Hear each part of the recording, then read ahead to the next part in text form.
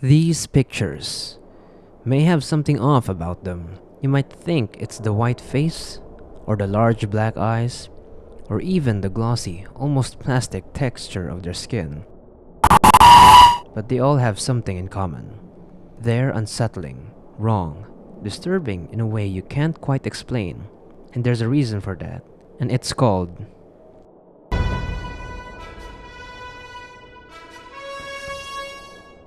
Today, we're breaking down exactly what makes something uncanny and why it gets under your skin like nothing else. The word uncanny comes from the German unheimlich, which literally means unhomely, but more than that, it means something once familiar that's now unfamiliar. In the 1900s, Sigmund Freud wrote an essay about it. Yeah, Freud himself, Mr. Psychology. He described the uncanny as the experience when something looks almost real, almost right, but not quite. It's a moment where the brain stutters. You recognize the thing, but something's off about it, and your subconscious goes, "This doesn't belong here." That flicker of wrongness, that's what makes it crawl under your skin. You're telling me that if something's wrong, it's scary?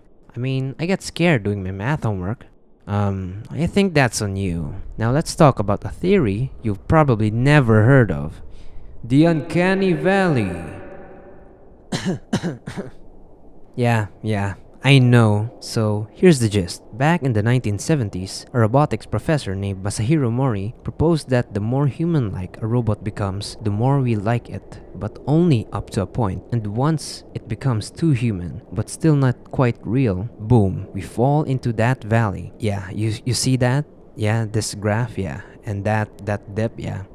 So that dip in comfort right there, before something becomes fully human, that's the uncanny valley. Those AI-generated faces, hyper-realistic dolls, etc., they make us squirm because they mimic life, but fail to be alive. And your brain goes, okay, that's a person?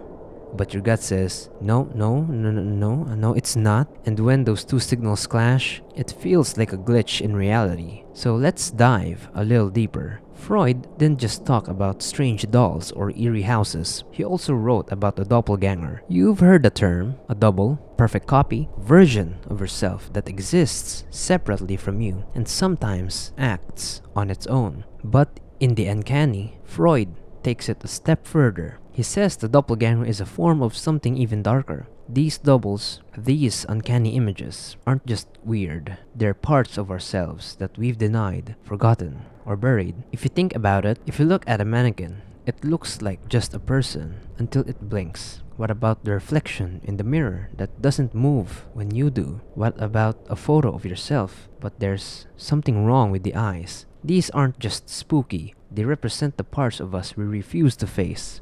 Those guilt, the death, the shame. The idea that you aren't as stable or as whole as you think you are. Freud believed that uncanny experiences are born when something that was once familiar and then repressed comes back in distorted form. So that creepy face in the photo, it might not just be a glitch. It might be something your brain buried a long time ago, trying to crawl back out. And if it wears your face, it means it never really left. Ha! Got you! Pretty scary, right?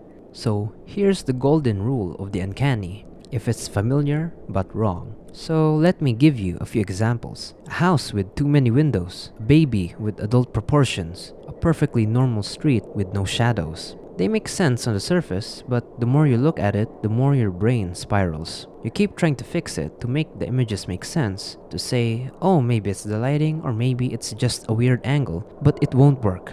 It will not work because your brain is wired to recognize categories: human, non-human, safe, unsafe. Uncanny images live in the gray zone. They blur the line. And that uncertainty, that discomfort, not the fear of gore, not the fear of monsters, but the fear that the world doesn't make sense anymore, that maybe your perception is lying to you. Now let's talk about something related but kind of different: liminal spaces. I'll do a full breakdown of this in another video, so don't worry. But for now, liminal spaces are places that feel like transitions. They're not meant to be destinations. Empty hallways, abandoned malls, indoor swimming pools at night. These places are usually full of life, movement, noise, color. But now, they're empty. Still wrong.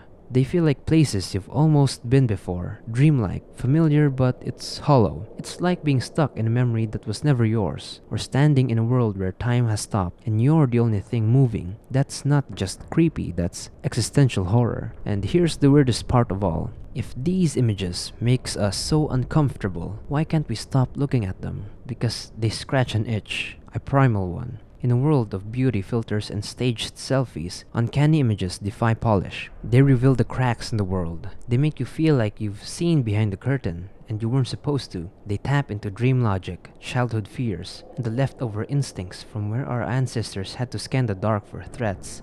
Hiding in plain sight, they make us question what's real, what's normal, what's human. And that, sometimes, that's more terrifying than blood or monsters.